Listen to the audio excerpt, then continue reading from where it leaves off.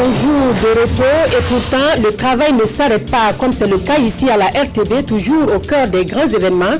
Ainsi va le 1er mai. Bonne fête de travail à tous en ce jour férié et payé où les revendications salariales ont été mises au goût du jour. Remise du cahier de doléances ce matin par des centrales syndicales au gouvernement.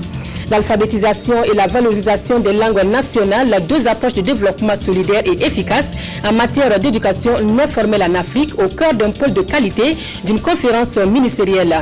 14 ministres africains en charge de ces questions au développement donc sont attendus dans notre capitale à partir de demain. Le professeur Ibrahima Balalia, coordonnateur du programme éducation non formelle de l'ADA, est notre invité pour en parler. Et puis la contestation des résultats de l'élection présidentielle au Venezuela tourne au pugilat à l'Assemblée nationale.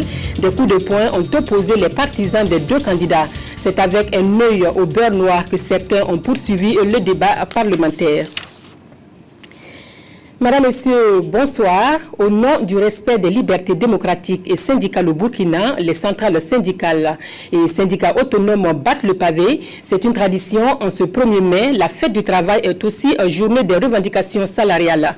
La vie chère, la fraude, la corruption sont entre autres les mots décriés par les syndicats. Des syndicats qui en appellent au respect des engagements pris par le gouvernement vis-à-vis des travailleurs. En ce jour chômés et payés donc, une équipe de la RTB a suivi la remise des doléances gouvernement. La recherche de bonnes conditions de vie et de travail des Burkinabés, la lutte contre la vie chère, la corruption et la fraude, c'est l'essentiel des doléances des centrales syndicales et syndicats autonomes pour ce 1er mai 2013. De la bourse du travail à la Caisse nationale de sécurité sociale, ils ont battu le pavé à travers la ville pour transmettre ces doléances à leur interlocuteur du jour, le ministre de la fonction publique du travail et de la sécurité sociale. 1. La vie chère, aggravée par l'augmentation récente du prix du gaz et les augmentations annoncées des prix de certains produits courants. 2. Le respect des libertés démocratiques en général, celui de la liberté syndicale en particulier. De reste, c'est sur ce thème que nous commémorons ce 1er mai 2013. Le développement de la corruption, de la fraude et de l'impunité malgré les promesses faites en 2011 par le Premier ministre M. Luc Adon-Tiao de s'attaquer à ces pratiques. La prise en charge des secteurs sociaux, particulièrement la santé et l'éducation. Les conditions de vie, d'études et de travail des différentes couches populaires, en particulier les élèves et étudiants, les paysans, les acteurs de l'économie informelle. Après avoir accusé réception, Vincent Zakani a salué les actions des syndicats et les a appelés à un dialogue social constructif. Je souhaite également que par la conjugaison de nos efforts respectifs, par notre ardeur collective au travail et par notre engagement commun pour un dialogue social constructif, nous puissions tous contribuer à l'amélioration continue des conditions de vie et de travail de nos vaillantes populations burkinabées. Le ministre de la fonction publique du travail et de la sécurité sociale a promis de transmettre ses doléances acquis des droits afin qu'une suite puisse être donnée à leur requête. Autre manifestation de rue, celle-ci à caractère musclé ce matin sur la circulaire à Ouagadougou. À l'origine, une femme renversée par un camion-citerne qui, selon les riverains, était en pleine vitesse. Les manifestants déplorent le décès de la victime et revendiquent du même coup des ralentisseurs sur cette partie de la voie. Le récit des faits avec Frédéric Etienne Bassenga. Manifestation d'humeur sur la circulaire à proximité de l'auto-école Le Progrès. À l'origine, une dame écrasée aux environs de 9h30 par un camion remorque qui, selon les riverains, était à vive allure. Cette dame revenait du marché avec son panier chargé de condiments pour son restaurant situé non loin du lieu du drame. Voilà, donc le feu était coupé. Voilà, mais le remorque était en vitesse. Il n'a pas respecté les km à l'heure. Il était plus de 50 km à l'heure. Voilà, donc il a couru la dame là-bas, il me l'a perdu la vie. Voilà. Voilà, le chauffeur aussi, il est descendu, il voulait parler bêtement. Voilà, on lui a dit que non, toi tu es en erreur, tu as tué quelqu'un, et puis tu veux parler comme tu veux. Nous dit non, c'est comme ça, c'est pas bon. Bon, on voulait faire scandale, mais la police a vite intervenu au commissariat de Nongor-Massou. J'ai vu ce matin-là, j'ai pleuré, c'est pas bon. Les gens éroulent n'importe quoi. Ils disent pleurer ce matin. Et c'est pas bon. En barrant cette voie, ces manifestants disent vouloir interpeller les autorités sur la nécessité d'ériger des ralentisseurs au niveau de cette partie de la circulaire. Ce drame vient rappeler une fois de plus aux usagers la limitation de la vitesse en agglomération. Au moment où nous quittons les lieux, les forces de l'ordre négociaient toujours avec les manifestants et apparemment, les choses étaient sur la bonne voie. Les conditions de vie des Burkinabés et les performances du gouvernement vues par des Burkinabés. La mesure est prise par Afrobaromètre, un réseau de chercheurs et d'analystes africains. L'enquête révèle des efforts en matière de santé et de promotion de la femme, entre autres. Le bémol, lui, viendrait de la vie chère et des disparités entre riches et pauvres, selon l'échantillon de 1200 Burkinabés interrogés. Afrobaromètre a présenté ce mardi les résultats de l'enquête à la presse pour la RTB. Le reportage de Abdoul Rasmani Zongo. Les conditions de vie des Burkinabés, les performances du gouvernement et les médias sont les principales thématiques abordées dans l'enquête réalisée par Afrobaromètre entre le 3 et le 17 décembre dernier. La présente cérémonie vise à présenter aux hommes des médias et à bien d'autres acteurs les résultats de cette enquête conduite par le professeur Augustin Loada. Le gouvernement a de bonnes performances dans un certain nombre de domaines, parmi lesquels on peut citer la lutte contre le VIH-Sida, la fourniture des services en éducation, en santé, la promotion de la femme. En revanche, il y a d'autres domaines où la plupart des enquêtés, une grande majorité des enquêtés, a jugé négativement les performances du gouvernement. Par exemple, dans la réduction du fossé entre les riches et les pauvres, la lutte contre la pauvreté, la question de la stabilité des prix, donc de la vie chère également, la question des routes, des ponts, la question de la sécurité alimentaire. Des recommandations ont été formulées. Le gouvernement devrait accorder beaucoup plus d'importance, accorder de l'attention aux domaines pour lesquels les enquêtés ont jugé négativement ces performances et consolider les domaines où les enquêtés ont jugé qu'ils géraient mieux la situation. Afrobaromètre est un réseau de chercheurs et d'analystes du continent africain. Ce réseau travaille à mesurer la perception des citoyens dans divers domaines politiques, économiques, sociaux, entre autres, et à leur fournir des données sur le processus de prise de décision. Adopté deux projets de loi hier à l'Assemblée nationale. L'un porte sur la Convention sur le statut de l'Agence panafricaine intergouvernementale pour l'eau et l'assainissement en Afrique et l'autre sur les règles de création des catégories d'établissements publics. La ratification de ces deux projets de loi par le gouvernement a recueilli l'unanimité des votes des députés. Le point avec Sugrinoma Ibrahim Gigma. Deux projets de loi objet de la séance plénière de ce 30 avril 2013 à l'hémicycle. Le premier porte sur une autorisation de ratification de la Convention sur les statuts de l'Agence panafricaine intergouvernementale pour l'eau et l'assainissement pour l'Afrique, EAA. Cette convention de 29 articles adoptée à l'unanimité des 111 votants du jour définit entre autres la personnalité juridique, les missions et objectifs de cette organisation intergouvernementale forte de 32 États membres et couvrant toutes les régions de l'Afrique. À l'instar des autres pays membres, l'agence a un programme et l'agence aussi s'oriente au programme d'activité et à la politique nationale des pays. C'est ainsi qu'elle intervient dans tous les aspects d'eau potable et assainissement au niveau de notre pays. Sur le plan politique, Ouagadougou, la capitale du Burkina Faso, deviendra le leader en matière d'eau potable et assainissement dans l'Afrique. Le second projet de loi discuté par la représentation nationale porte sur les règles de création des catégories d'établissements publics au Burkina Faso. Elle fait suite à une recommandation faite au gouvernement en 2004 par l'Assemblée nationale de lui soumettre une loi unique devant régir l'ensemble des établissements publics. Près de 10 ans après, la loi est là avec des avantages certains. C'est un projet de loi qui se veut fédérateur et puis parce que ça regroupe l'ensemble des établissements publics, aussi bien de l'État que des collectivités territoriales, Également, on constate que ce projet de loi présente le double avantage d'une simplicité et d'une clarté. Nous n'avons plus affaire à plusieurs textes qui puissent régir les établissements publics de l'État. Cette loi est le texte législatif unique. Ce projet de loi propose une redéfinition juridique des catégories d'établissements publics et en fixe les règles de création. Il faut noter que cette loi avait été introduite à l'Assemblée nationale en 2010 et retirée pour cause d'inconstitutionnalité.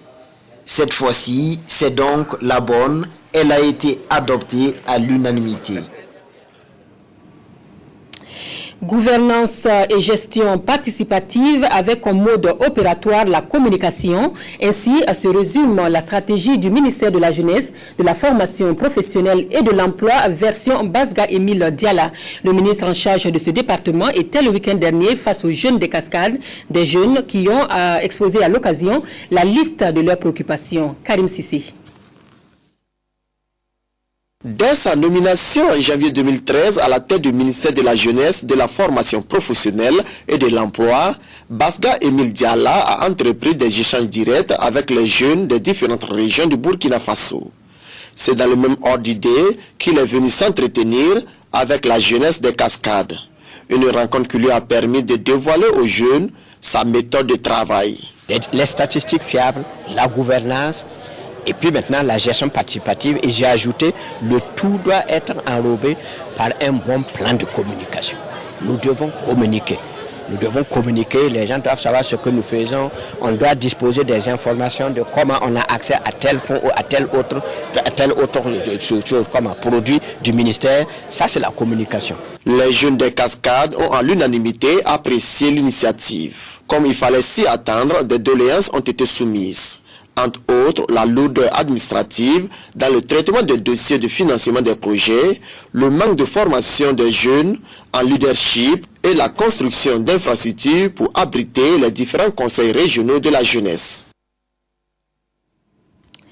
Comme les animaux qu'ils filaient, des braconniers sont tombés à leur tour dans les filets des agents des services forestiers en poste dans la zone présidentielle du tourisme synergétique de Pama. Une vingtaine d'antilopes étaient malheureusement déjà passées sur les grilles des 5 braconniers dont 2 sont en fuite. Les 3 personnes arrêtées sont des récidivistes. Elles ont été présentées à la presse hier. Les faits avec Marguerite Douagnou. 23 petites antilopes, toutes espèces confondues, à savoir ourebi, cobre d'inca, céphalope et guibe harnaché, ainsi qu'une grosse tortue. Et parmi les antilopes, 17 femelles, dont la plupart en gestation. C'est le butin des braconniers pris dans les filets des services forestiers en poste à la zone présidentielle de tourisme synergétique de Pama lundi dernier.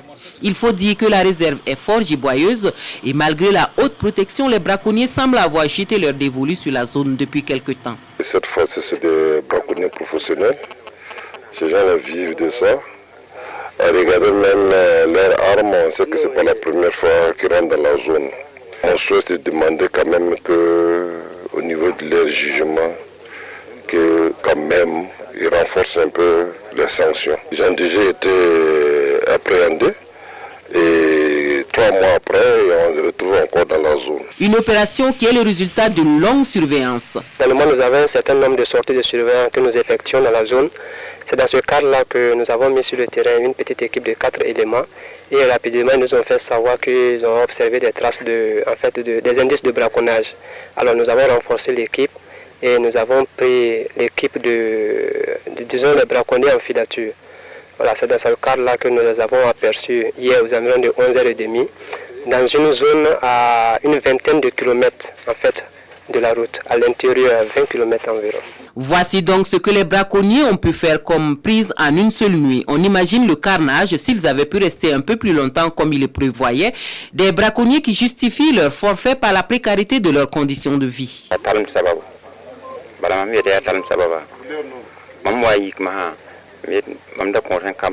C'est la misère qui m'a conduit ici.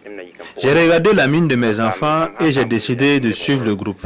Sinon, ce n'est pas dans mes habitudes de braconner. Et pour les responsables de l'environnement, il faut des peines plus sévères pour dissuader les amateurs du braconnage. Nous souhaiterons que si on prend un braconnier, surtout ceux qui tuent les animaux, les grandes antilopes, qu'ils fassent au moins 3 ans ou 2 ans ou 1 an pour donner de bonnes leçons aux autres. Et si on prend un braconnier qui 1 mois après se retrouve avec nous encore, cela ne donne pas courage aux agents des eaux et forêts qui s'évertuent matin, nuit et jour pour pouvoir traquer ces braconniers. Et en attendant d'être transférés à la gendarmerie, les présumés coupables méditent sur leur sort dans la réserve. Quant au 3e larron qui a été admis à l'hôpital pour blessure, son état ne serait pas inquiétant et il pourra répondre de ses actes. À partir de demain jusqu'au 4 mai, Ouagadougou sera la capitale africaine de l'alphabétisation et des langues nationales. La conférence des ministres du pôle de qualité interpays sur ces questions s'ouvre donc demain avec 14 ministres africains en charge de l'alphabétisation et des langues nationales. Le professeur Ibrahima Balalia, coordonnateur du programme éducation non formelle à l'ADA, est notre invité pour en parler. Bonsoir, professeur. Alors, il s'agit donc d'une conférence régionale du pôle de qualité interpays sur l'alphabétisation et les langues nationales. Dites-nous, c'est quoi ce pôle de qualité, qui le compose et pourquoi un tel cadre? Merci de me donner cette opportunité de présenter le pôle de qualité. Le pôle de qualité est une initiative qui vient de l'ADA et peut-être je dois aussi vous parler de l'ADA un peu. C'est une association des ministres africains, ensuite de bailleurs de fonds et de partenaires au développement. Pratiquement tous les pays, notamment ceux du Sud-Sahara, font partie de cette association. Et voilà. Et dans ce cadre-là, nous avons estimé que serait bon de regrouper un peu les pays qui ont le même genre de problème à résoudre. Par exemple, il y a tous les pays qui sont au sud du Sahara, au niveau duquel la question de l'alphabétisation est majeure. En effet, il y a plus de 150 millions de personnes qui ne sont pas alphabétisées et ça a des répercussions sur le plan économique, ça a des répercussions sur le plan social et c'est souvent les enfants qui ne sont pas alphabétisés qui deviennent des jeunes rebelles et qui créent d'autres problèmes sur le plan aussi politique et même de sécurité nationale. Et c'est tous ces pays qui composent le pôle de qualité? Oui, le pôle de qualité, actuellement, il est composé de 14 pays. La majorité se trouve en Afrique au sud du Sahara, et ça va depuis la Namibie, tout à fait au sud, jusqu'au Sénégal, jusqu'au Cap-Vert. Donc nous avons actuellement 14 pays qui sont intéressés à ce travail et qui travaillent en commun pour fédérer leurs efforts, pour voir comment on peut travailler ensemble pour résoudre ce problème majeur. Parce que sans alphabétisation, sans éducation non formelle, il n'y aura probablement pas de développement. En tout cas, on n'atteindra pas les objectifs d'éducation pour tous. Justement, ces deux questions, alphabétisation et langue nationale, seront donc au cœur de la conférence qui s'ouvre demain dans notre capitale. Quelle est la situation d'ensemble de ces deux secteurs en Afrique? Le premier problème de l'alphabétisation, comme je vous ai dit, il y a au moins 150 millions de personnes qui sont encore analphabètes. Et souvent, c'est des gens qui ont commencé l'école et qui ont abandonné. Il y en a d'autres qui n'ont jamais fait l'école. Et on cherche maintenant des formules qui ne soient pas la formule classique, telle que l'éducation formelle, l'enfant va à l'école, le maître est là, il s'occupe de lui. On cherche des méthodes plus adaptées à leurs besoins, parce que si quelqu'un ne vient pas à l'école, c'est parce qu'il pense que ce n'est pas de son intérêt. Donc il s'agit pour nous de voir comment comprendre son problème et comment le résoudre en créant des options alternatives d'éducation. Et ces options alternatives, j'imagine, c'est l'alphabétisation, c'est national. Il y a l'alphabétisation au niveau, disons, des campagnes nationales d'alphabétisation, telles que celle qui a été lancée au Burkina Faso il y a quelques mois, en campagne d'alphabétisation accélérée. Mais il y a d'autres formes qui sont telles que, par exemple, vous avez ce qu'on appelle le CBNF, et qui est très commun ici, où on essaie de rattraper, c'est-à-dire que l'enfant, au lieu de faire 6 ans d'école primaire, on lui fait faire 4 ans d'école primaire, en supprimant certaines matières et en réorganisant le programme, de telle sorte qu'il gagne du temps. Autrement dit, une fille qui a 9 ans, qu'elle puisse atteindre le niveau de fin d'école primaire à 14 ans, par exemple. Voilà un exemple que je vous donne. Il y a aussi des centres NAFA en Guinée. Il y a d'autres centres que le CEB au Mali.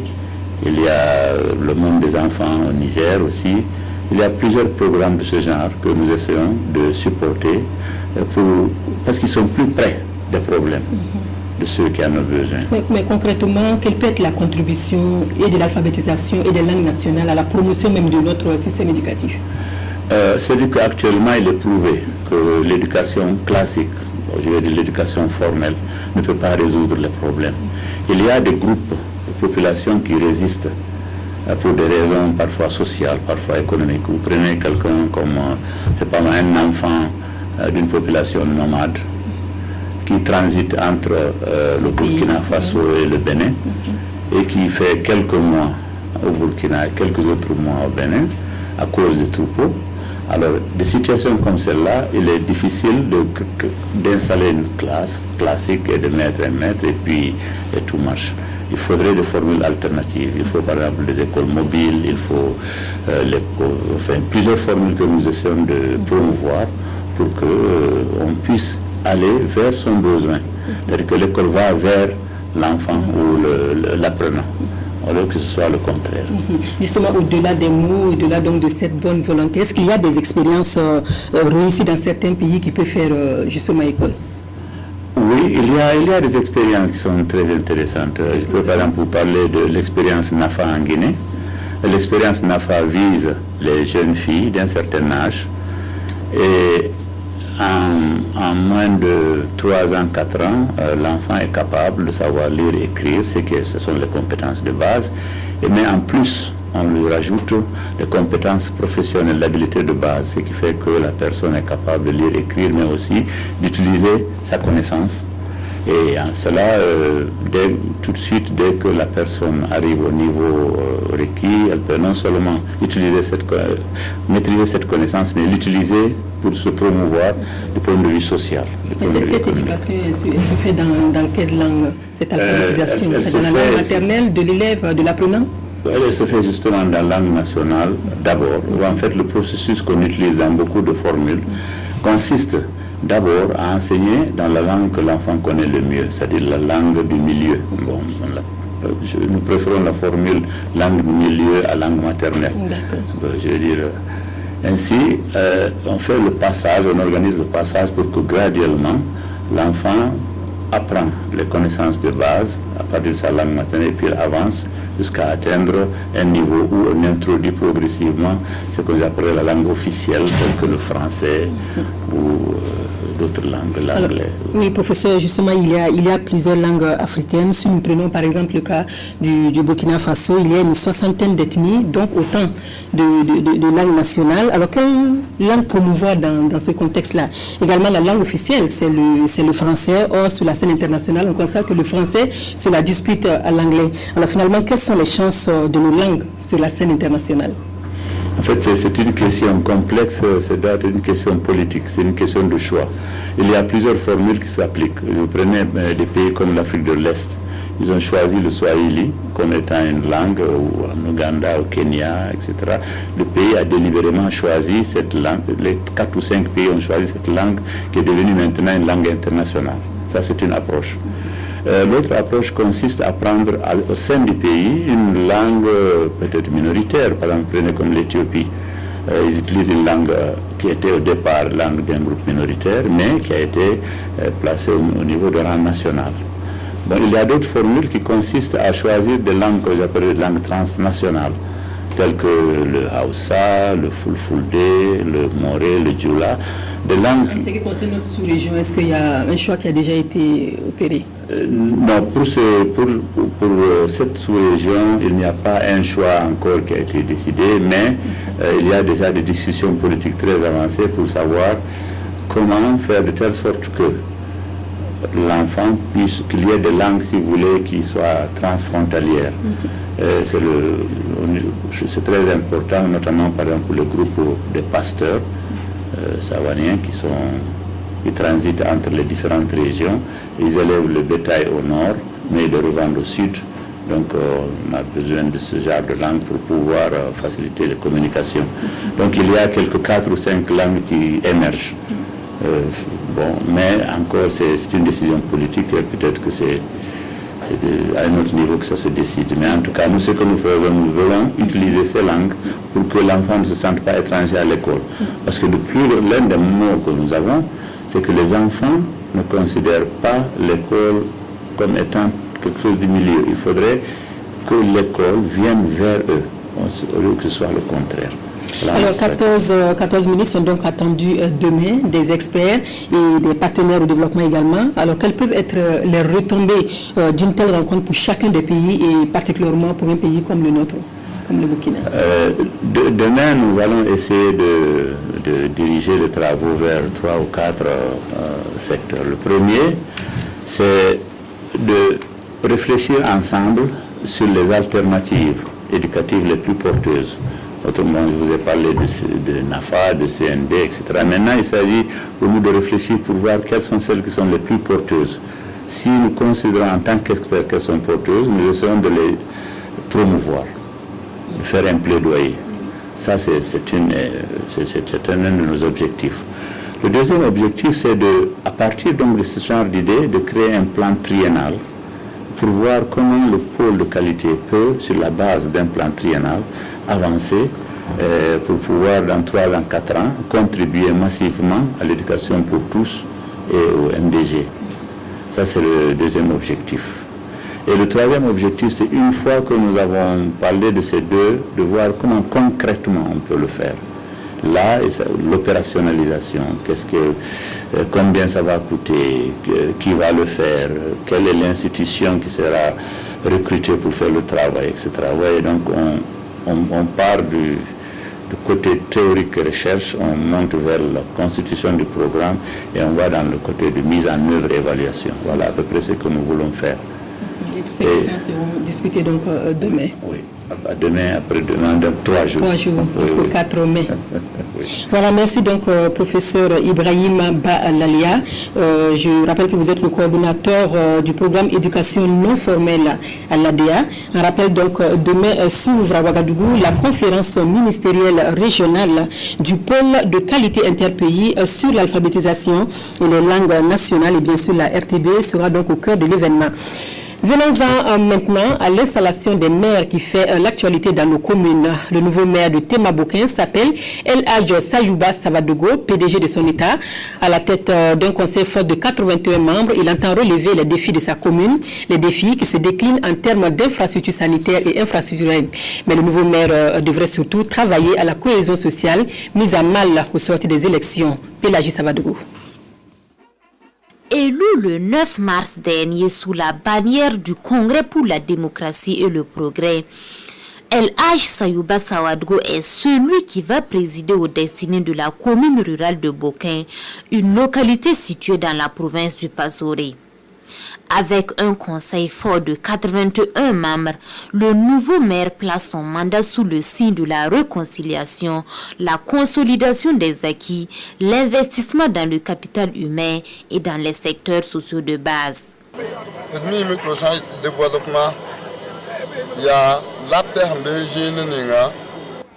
Si nous voulons réellement le développement de notre commune, il faut que nous cultivons d'abord la paix autour de nous. Ce qu'il y a à résoudre urgemment, c'est la situation alarmante du dispensaire. Il y a d'autres préoccupations, certes, mais nous n'allons pas faire des promesses. Nous demandons seulement l'accompagnement de Dieu pour la réalisation de nos projets.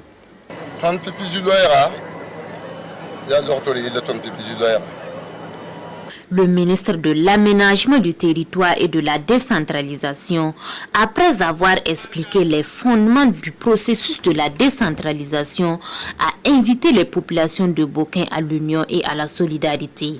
La participation citoyenne doit être de mise sur l'ensemble du territoire. À partir du moment où tous les Burkinabés aujourd'hui sont citoyens d'une commune, c'est un appel à l'union, à la paix, à la cohésion pour le développement du pays, en partant de Téma-Bokin et en partant de toutes les communes et les régions du pays. Le parrain lui a exhorté Sayouba Savadogo à être le maire de toutes les populations, quelles que soient leurs convictions religieuses et politiques. La commune rurale de Bokin a une population de 54 544 habitants. Les attentes sont nombreuses et le maire en est conscient. Il doit au cours de son quinquennat travailler au rassemblement des filles et fils de la commune, car au moment même où se déroulait son installation, une frange était en protestation. C'est pourquoi la cérémonie a été organisée à la préfecture avec une présence importante des forces de l'ordre pour assurer la sécurité. La commune rurale de Zam, elle opte pour la continuité avec Draman Congo. Pour ce second mandat, la jeunesse sera au cœur de ses actions. L'ancien nouveau maire appelle à une unité d'action des fils et filles de Zam pour réussir le pari du développement. La cérémonie d'installation avec Anna Lucie Kéré. Durant le mandat écoulé, le maire et le conseil municipal de Zam ont engrangé des résultats bien appréciables en renouvelant leur confiance à certains responsables, dont le maire Nabouré Draman Comporé. Les populations souhaitent qu'ils puissent poursuivre les actions et renforcer les acquis dans les domaines prioritaires que sont notamment l'éducation, l'eau et l'assainissement et les loisirs. Nous les jeunes, nous sommes contents de notre maire actuellement parce que nous avons eu des petits projets, surtout des groupements. On a eu des projets qui nous ont donné des cordons pelés, des fosses fumières. Bon, donc tout ça, c'est à cause d'eux. Il a fait, mais on attend la normalisation des écoles, construction d'un lycée communal, réfection des routes. Au niveau de l'eau aussi, il a promis, avant que la campagne n'arrive. Sitôt installé dans ses fonctions, le maire de Zam a reconnu les mérites de l'équipe municipale sortante. Puis, il est revenu sur les projets et sur les défis qui sont appelés à relever. Nous allons construire autour des jeunes, avec les jeunes, pour les jeunes. Car, comme le disait un penseur, pour comprendre l'avenir d'une société, écoutez les questions que posent maintenant les enfants. Cependant, cette œuvre ne sera possible et effective qu'en ajoutant les femmes, en multipliant la contribution des personnes âgées sans soustraire l'effort du secteur économique ou diviser le travail des fonctionnaires de la localité. Le maire a également invité toute la population et les ressortissants de Zam sans exclusif à les rejoindre dans le combat pour la paix, le progrès et l'avenir, car ensemble, tout devient possible. Bila Ouedraogo, lui, fait ses premiers pas dans la gestion communale. Le destin de la commune rurale de Arbolé est désormais entre ses mains. Le nouvel édile s'engage à œuvrer pour l'augmentation de l'offre éducative, l'accès à l'eau potable et la santé pour tous. C'est Sylvestre. Arbolé s'est fortement mobilisé derrière son nouveau maire jeudi 18 avril dernier. Tous les ingrédients d'une fête populaire étaient réunis. Plusieurs troupes d'animation, discours des autorités coutumières et administratives, remise de cadeaux, tout était mis en œuvre pour donner de la couleur à la cérémonie d'installation du maire.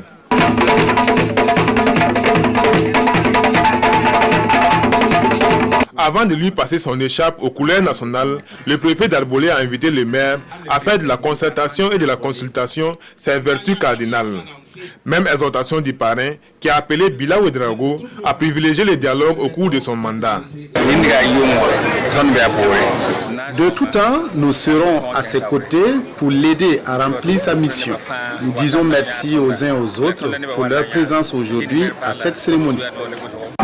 C'est tout premièrement travailler à rassembler en fait les fils de notre département. Vous savez, dans la majorité des cas, les maires quand ils montent, ce qui les intéresse, c'est de faire des lotissements, c'est de chercher à s'enrichir. Nous osons croire que celui qui vient aujourd'hui ne sera pas de cet acabit et qu'il travaillera à tout d'abord poser les bases du développement, à rassembler les organisations de la société civile, à chasser la pauvreté. Message reçu 5 sur 5 par le nouveau maire qui place son mandat sous les signes d'un grand rassemblement de toutes les énergies pour résoudre les préoccupations les plus urgentes des populations de la commune. Premièrement, c'est l'union des filles et fils de la localité. C'est ces filles-là que nous comptons pour maintenant. Secondo, nous, en tant qu'élus, pour relations, en tout cas avec les partenaires vont venir en aide. Le conseil municipal d'Arbolé comprend 92 membres, dont 61 issus du CDP. Élu maire avec 84 voix, Bila Ouedraogo a ratissé au-delà de son propre camp, ce qui augure d'un mandat apaisé avec une équipe soudée et déterminée à relever les défis du développement local. À peine installé, le maire de Kokologo va en guerre contre la pauvreté. Sa cible, les femmes de sa commune. Ce dimanche, c'est un lot de matériel composé de charrettes, de vélos, d'ustensiles de cuisine et de ciment d'une valeur d'1 million de francs CFA qui ont été remis aux femmes de Kokologo sous forme de prêts remboursables en 6 mois. Témoin de la remise, Nathalie Sabadougou. 40 femmes de Kokologo ont reçu des mains de leur mère un don offert sous forme de microcrédit remboursable en 6 mois.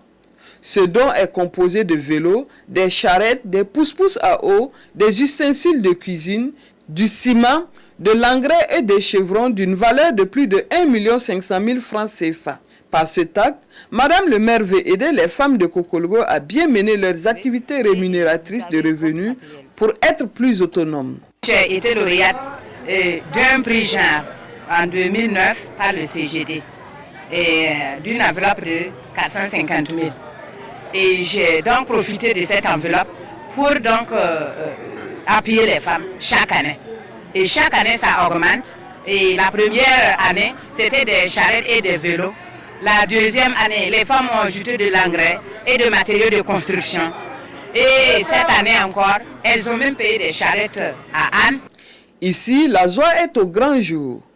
En marge de cette rencontre, les femmes ont bénéficié d'une formation sur la paix. J'ai eu des tôles, du ciment et une marmite. La marmite coûte 17 500 francs et les tôles 53 500 francs. J'ai donné une avance de 40 000 pour les tôles. Le reste, je dois le payer en 6 mois. Ce dont nous aide beaucoup. Je suis très contente.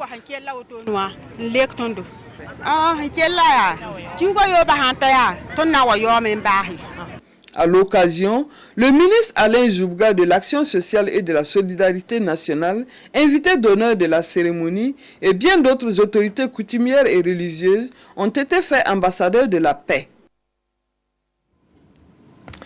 Objectif qualité dans la transformation des produits agroalimentaires. Une formation sur les bonnes pratiques d'hygiène vient d'être dispensée à une trentaine de transformateurs de la filière en vue de réduire le taux de 80% des maladies causées par l'alimentation. L'ordonnance porte une seule prescription, l'hygiène. Yolande Lompo. Les bonnes pratiques de qualité et d'hygiène dans la transformation des produits agroalimentaires sont déterminantes pour la santé des citoyens.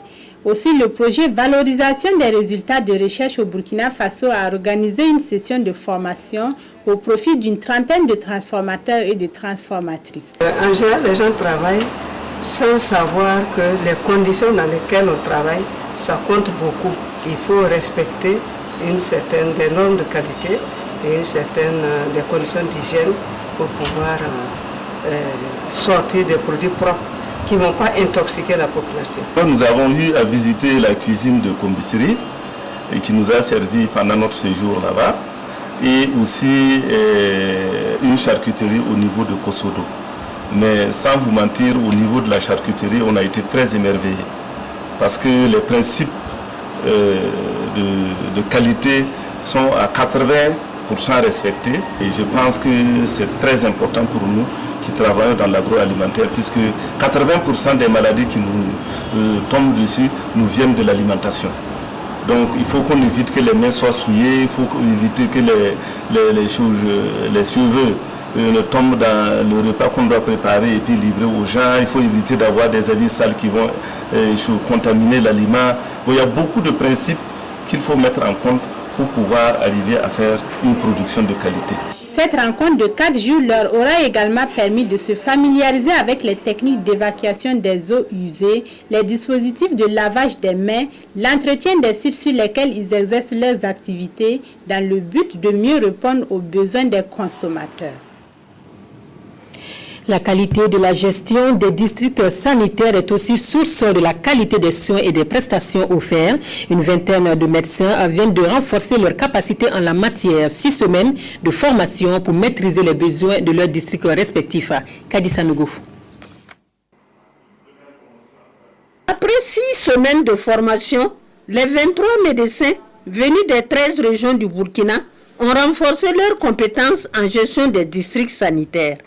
Munis de leur parchemin, ils sont désormais aptes à contribuer de façon efficace à la gestion des districts sanitaires pour favoriser l'atteinte des objectifs du millénaire pour le développement OMD. Initiée depuis une vingtaine d'années, cette formation s'inscrit dans le cadre du processus de décentralisation enclenché dans notre pays. On nous a appris à gérer le district à travers les différents modules qu'on nous a administrés, à savoir comment organiser les services de santé, comment organiser les soins de santé, comment gérer la ressource humaine, comment faire une supervision, plein d'autres aspects qu'on a pu notamment apprendre. Pour les premiers responsables du département en charge de la santé, cette formation revêt une grande importance. Il fallait donner un certain nombre de concepts aux médecins qui allaient gérer ces districts-là.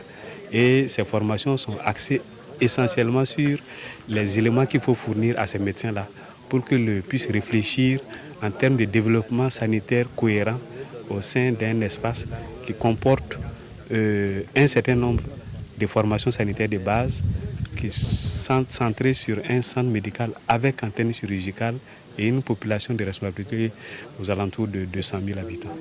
Une fois de retour dans leurs districts sanitaires respectifs, ces médecins vont contribuer à l'amélioration du système de santé au Burkina Faso. À écouter Désir de femme, c'est le nouvel opus de Rovan. L'artiste y dépeint les conditions de vie de la femme africaine. L'album de 10 titres a été présenté à la presse ce mardi à Ouagadougou. Les premières notes avec Ramatou Zida et Nyakiteda. Désir de femme, c'est le titre du nouveau-né de l'artiste Rovan. Un album de 10 titres chantés en français, Dioula, Moré, Baoulé, Bété, et dans lequel Rovan se fait le porte-voix de la cause de la femme africaine. De coups de cœur à lumière divine en passant par Moussoya, Jeunesse consciente, Soleil des femmes et Comamain, l'artiste a fait un réquisitoire des mots dont souffre la femme dans la société, mais aussi se fait porteuse d'un message d'espoir à l'endroit de cette dernière et de la jeunesse. Nous les femmes aussi, on a aussi des désirs. Je n'ai pas mis ce désir-là au pluriel, pas parce qu'on n'en a pas beaucoup. On en a beaucoup, mais je suppose que ces désirs-là se résument en eux, qui est la recherche du bonheur. Je suis dans un pays africain où la femme est souvent relayée au second plan, elle est laissée un peu à la traîne.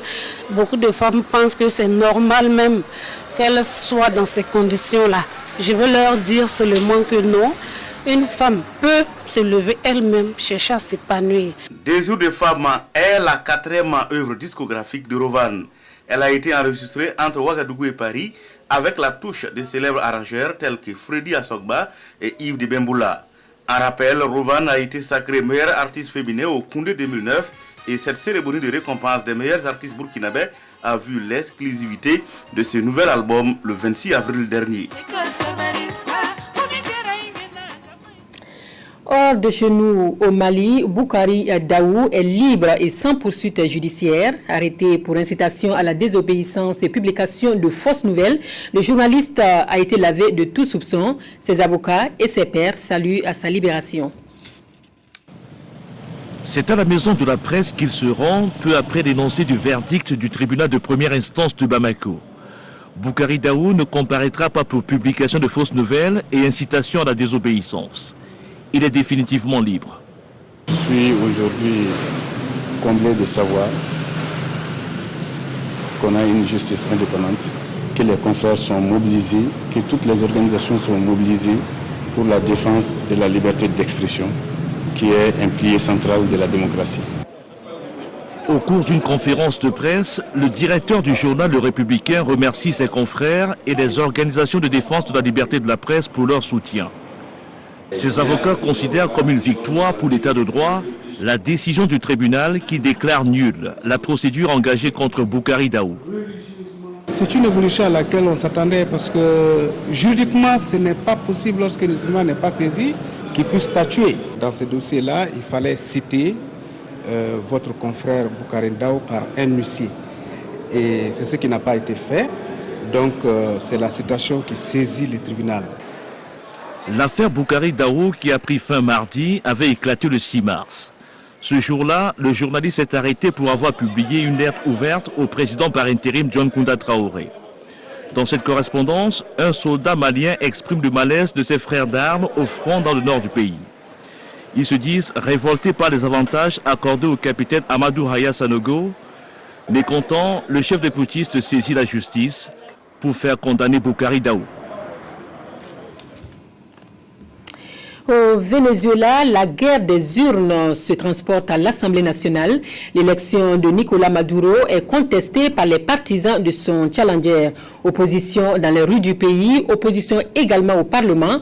Exaspérés, les parlementaires de droite comme de gauche, nous sommes en sport. Les poulains de Cheikh Oumar Kouné ont battu l'EFO cet après-midi sur le score étriqué d'1-0. Cette victoire acquise au cours de la 10e journée du championnat national de football de première division propulse Las Fagniniga à la tête du championnat national. Les images de l'opposition avec Modeste Ouetraogo. La douleur et l'amertume d'une défaite étaient une fois de plus du côté Stélis cet après-midi. Voici 7 ans que la famille bleu-blanc court après une victoire face à son éternel rival Las Fagniniga, mais sans succès. Et pourtant, à la première période, l'envie et la détermination sont les mots-clés des joueurs de la Sinakone. Mieux, à la 11e minute, Valentin Zungrana sert parfaitement Franciski, mais son geste passe au-dessus des buts de Mohamed Kabouré. Christian Founé et ses coéquipiers dominent le jeu, mais sans réussite. À la 16e minute, belle combinaison d'Estélis. Issouf Kabouré cherche Akaba Gajan, mais sa passe trop appuyée trouve le décor. La première alerte asphasienne intervient à la 20e minute suite à cette faute de Sidiki Baro sur Ilyas Ndrebego. Alassane Sango tente de surprendre Adama Sakandé, mais ce dernier est vigilant. Score à la pause, 0 but partout. Au retour des vestiaires, Las Fagniniga sonne le réveil et les vieux démons réapparaissent. Ilias. Centre Ilias, attention! Oh, le but! Le but! Le but d'Omarou Nadier! On vous l'avait dit, amis téléspectateurs! Las Fagniniga dans cette seconde période est revenu avec de très bonnes intentions. À la 65e minute, bon travail de Ilyas Ndrebego et centre. Oumane Bié entre en coup de jeu, reprend de la tête et c'est l'ouverture du score. L'étoile filante de Ouagadougou est en panne de confiance. Manque de coordination dans les derniers gestes. À la 84e minute, Franciski trouve la tête de Hugues Magoui, mais Mohamed Kabouré sur la parade et sauve son équipe. Score final, 1-0 pour Las Fagniniga qui reprend du coup la tête du championnat devant le Rail Club du Kadiogo. 1-0 pour Las Fagniniga. 1-0 pour Las Fagniniga. Voilà, c'est donc sportivement que s'achève cette édition. Merci de l'avoir suivi. Excellente suite des programmes à tous. Bonsoir.